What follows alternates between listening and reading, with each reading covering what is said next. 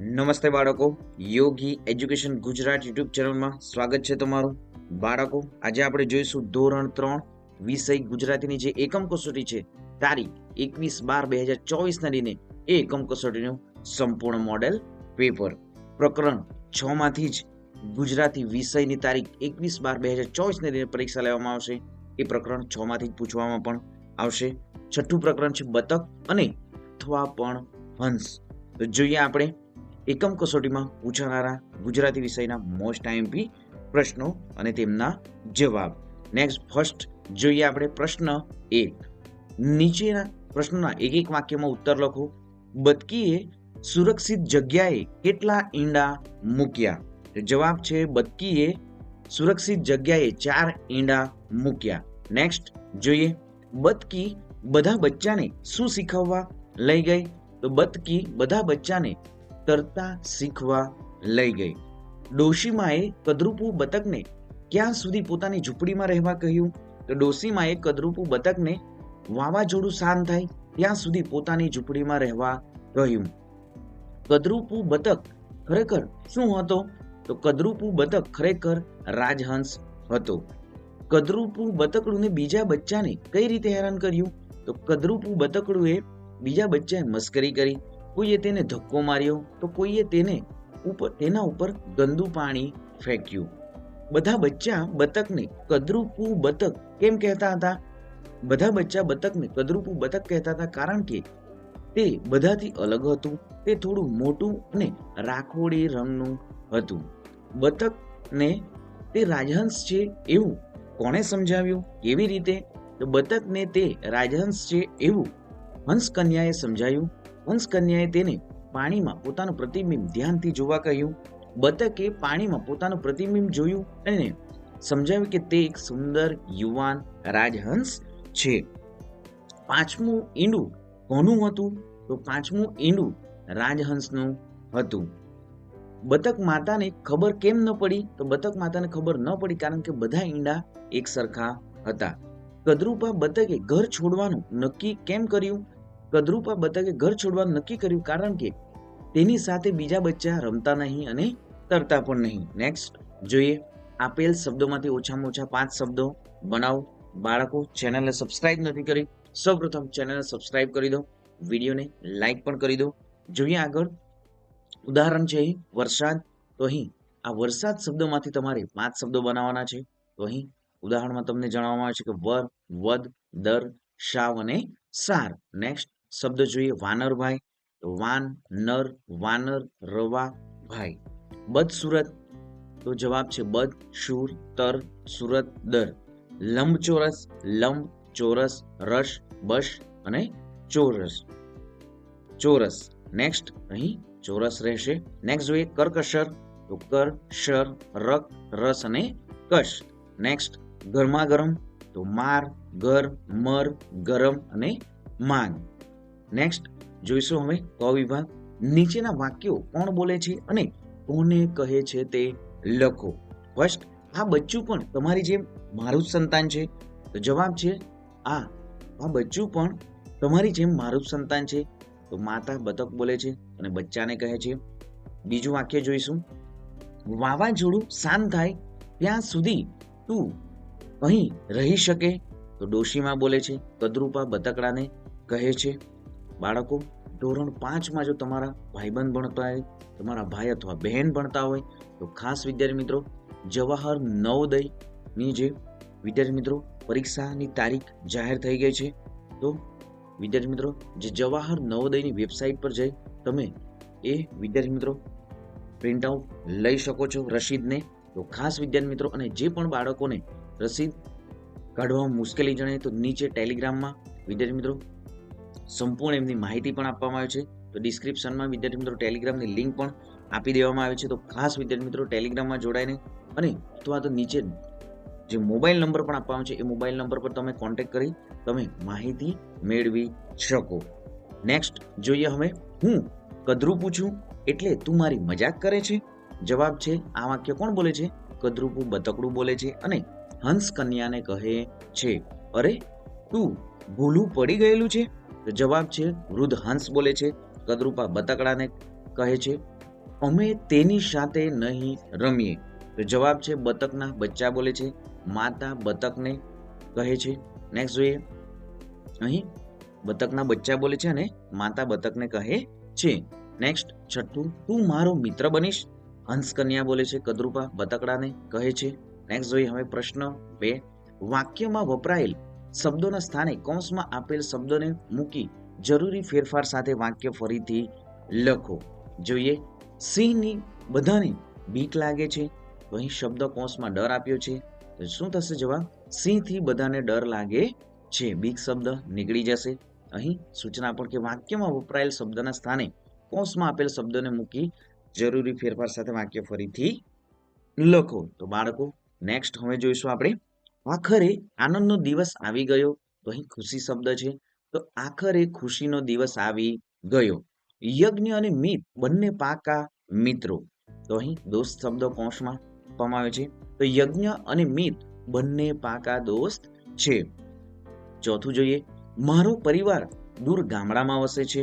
તો અહીં જે કુટુંબ શબ્દ કૌંસમાં છે, તો મારું કુટુંબ દૂર ગામડામાં વસે છે. નેક્સ્ટ જોઈએ, રાજમહેલ ખૂબ મોટો હતો. તો અહીં વિશાળ શબ્દ આપવામાં છે. તો રાજમહેલ ખૂબ વિશાળ હતો. નેક્સ્ટ જોઈએ, કેટલાક પ્રાણીઓ તળાવ કિનારે પાણી પીવા આવતા હતા. તો અહીં કાંઠે શબ્દ છે. તો કેટલાક પ્રાણીઓ તળાવ કાંઠે પાણી પીવા આવતા હતા. નેક્સ્ટ 7 જોઈશું, ભારતીય ટીમનો વિજય થયો. તો અહીં જીત શબ્દ આપવામાં આવ્યો છે. તો ભારતીય ટીમની જીત થઈ. નદીનું પાણી એકદમ સ્વચ્છ છે. શબ્દ ચોખ્ખું અહીં આપવામાં આવ્યો છે કૌંસમાં. તો નદીનું પાણી એકદમ ચોખ્ખું છે. નેક્સ્ટ જોઈએ, ઉનાળામાં ખૂબ તડકો પડે છે. તો અહીં શબ્દ કૌંસમાં તાપ શબ્દ આપવામાં છે. તો ઉનાળામાં ખૂબ જ તાપ પડે છે. નેક્સ્ટ જોઈએ, રસ્તાની બંને બાજુ વૃક્ષો હતા. તો અહીં શબ્દ શું છે? ઝાડવા શબ્દ આપવામાં છે કૌંસમાં. તો રસ્તાની બંને બાજુ ઝાડવાઓ હતા. નેક્સ્ટ 11 વાક્ય જોઈએ, તેઓ ધીમે ધીમે ડુંગર પર ચડ્યા. તો અહીં શબ્દ પર્વત આપવામાં છે કૌંસમાં. તો તેઓ ધીમે ધીમે જે પર્વત પર ચડ્યા, ડુંગર શબ્દ નીકળી જશે. નેક્સ્ટ જોઈએ, એક ડરપોક સસલી હતી. તો અહીં બીકણ શબ્દ છે. તો એક બીકણ સસલી હતી. ગુફામાં એક ચાલક શિયાળ રહેતું હતું. અહીં શબ્દ ચતુર આપવામાં છે કૌંસમાં. તો ગુફામાં એક ચતુર શિયાળ રહેતું હતું. સાબરના શિંગડા ખૂબ રૂપાળા હતા. સુંદર શબ્દ છે. તો સાબરના શિંગડા ખૂબ જ સુંદર હતા. નેક્સ્ટ જોઈએ, હંસકન્યા ખૂબ સુંદર દેખાતી. અહીં રૂપાળી શબ્દ આપવામાં છે. તો હંસકન્યા ખૂબ જ રૂપાળી દેખાતી. પલકને ગરમ દૂધ પીવું ન ગમે. તો અહીં પલકને ઊનું દૂધ પીવું ન ગમે. કાગડો તો કોઈ ખાઈ પીને લહેર કરતો. અહીં મજા શબ્દ આપવામાં છે. તો કાગડો તો ખાઈ પીને મજા કરતો. ખોટું બોલવું પાપ છે. તો અહીં જૂઠું શબ્દ કૌંસમાં છે. તો જૂઠું બોલવું પાપ છે. અવધ સારું ચિત્ર દોરે છે.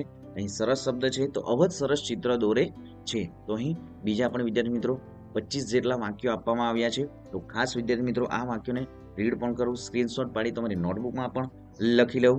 નેક્સ્ટ જોઈએ પ્રશ્ન 3, જે શબ્દો બરાબર ન લાગે તે શબ્દો છેકી નાખો.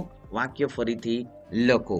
હું ઝડપથી દોડ્યો અને કે તેથી પણ બસ ચૂકી ગયો. તો આપણે જવાબ જોઈશું હવે કે હું ઝડપથી દોડ્યો પણ બસ ચૂકી ગયો. નેક્સ્ટ જોઈએ, દેવવ્રતે આકાશમાં હંસ જોયો અને કે તેથી પણ તે ખુશ થઈ ગયો. તો જવાબ જોઈશું આપણે કે દેવવ્રતે આકાશમાં હંસ જોયો તેથી તે ખુશ થઈ ગયો. બતકે ફરીથી ઉડવાનું શરૂ કર્યું અને કે તેથી પણ પહોંચ્યું એક સુંદર સરોવર પાસે. તો જવાબ જોઈશું આપણે કે બતકે ફરીથી ઉડવાનું શરૂ કર્યું અને પહોંચ્યું એક સુંદર સરોવર પાસે. નેક્સ્ટ જોઈએ ચોથું વાક્ય, બતકડું દુઃખી થયું અને કે તેથી પણ ત્યાંથી ચાલી નીકળ્યું. તો જવાબ જોઈશું કે બતકડું દુઃખી થયું તેથી તે ચાલી નીકળ્યું. પાંચમું વાક્ય જોઈશું આપણે, જેવો તેણે બૂટમાં પગ નાખ્યો અને કે તેથી પણ અંદર કશું સળવળ્યું. જવાબ જોઈએ કે જેવો તેણે બૂટમાં પગ નાખ્યો કે અંદર કશું સળવળ્યું. નેક્સ્ટ જોઈએ, રસોડામાંથી સુગંધ આવતી હતી અને કે તેથી પણ રશ્મિએ રસોડામાં ડોક્યું કર્યું. તો રસોડામાંથી સુગંધ આવતી હતી તેથી રશ્મિએ ડોક્યું કર્યું. હું ઘરેથી મોડી નીકળી કે તેથી પણ નિશાળે સમયસર પહોંચી. તો હું ઘરેથી મોડી નીકળી પણ નિશાળે સમયસર પહોંચી. તો અહીં બાળકો ઘણા બધા વાક્યો પણ આપવામાં આવ્યા છે. તો વિડીયોના અંત સુધી બન્યા રહેશો. આ સંપૂર્ણ પીડીએફ તમને ફ્રીમાં બાળકો મળી પણ જશે.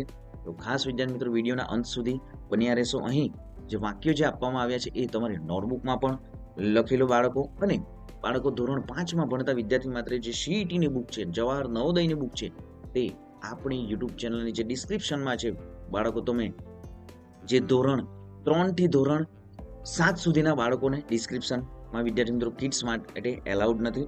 તો ધોરણ 7ના જે 8ના વિડીયો છે, ધોરણ 9ના વિડીયો છે, એમાં જ બાળકો જે નવોદયની સીઈટીની જે બુક છે એમની ડિસ્ક્રિપ્શનમાં બાળકો જે લિંક આપવામાં છે ત્યાંથી તમે મંગાવી પણ શકો. ઘર બેઠા બાળકો તમને આ બધી બુકો સ્કોલરશિપ માટે જે તૈયારી માટેની બુકો મળી પણ જશે.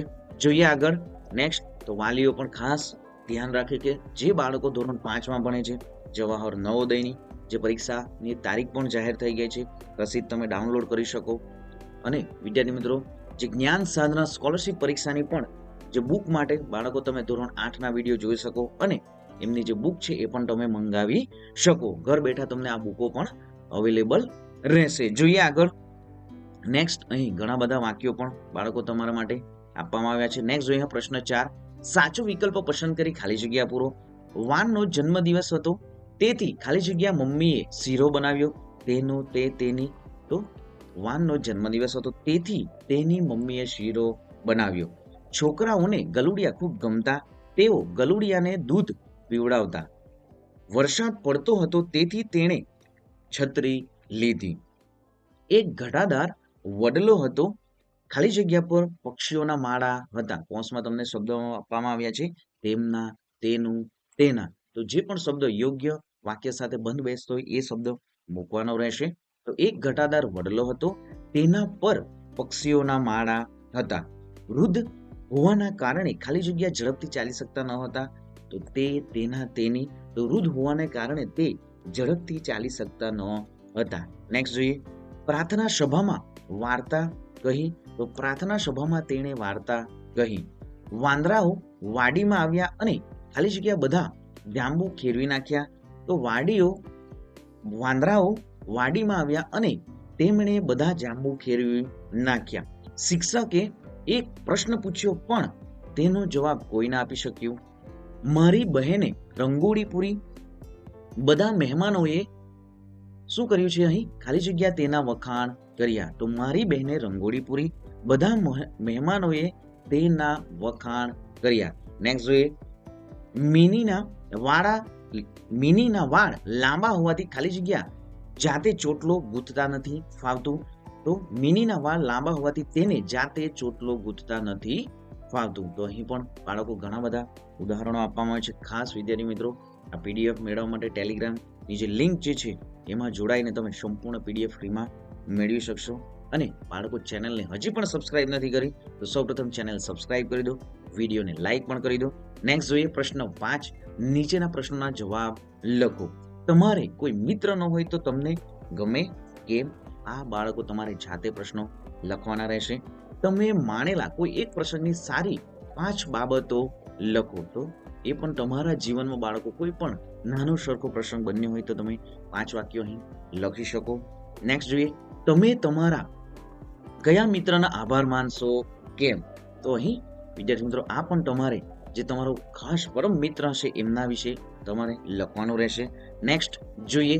કોઈ પણ 2 પક્ષીના નામ લખી એ બંનેના 3 તફાવત લખો. તો અહીં મોર અને પોપટ વિશે સંપૂર્ણ આપવામાં આવ્યું છે કે મોર એક જાજરમાન અને સુંદર પક્ષી છે જે તેના ગતિશીલ રંગો અને વિસ્તૃત પીછા માટે જાણીતું છે.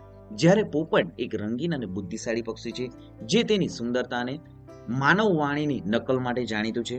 મોરનું શરીર ભારે હોય છે તેથી તે વધારે ઊંચે ઉડી શકતો નથી, જ્યારે પોપટનું શરીર કદમાં નાનું હોય છે તેથી તે ઊંચે ઉડી શકે છે. મોર દાણા અને જીવડા ખાય છે, પોપટ મરચાં અને જામફળ ખાય છે.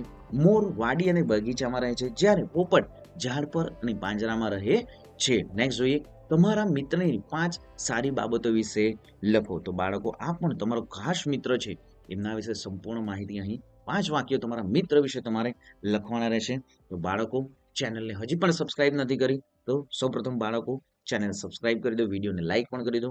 અને તમારા જે વાલી મિત્રો છે વાલી મિત્રોને પણ ખાસ જણાવવાનું કે જે જ્ઞાન સાધનાની પરીક્ષા છે, NSSS ની પરીક્ષા જે છે અને CET ની અને જવાહર નવોદયના તો બાળકો એમની પણ તારીખ જે જાહેર થઈ ગઈ છે, તારીખ 18/1/2025 ના દિને બાળકો જે વાલી મિત્રો પણ ખાસ ધ્યાન રાખવું એની પરીક્ષા લેવામાં આવશે.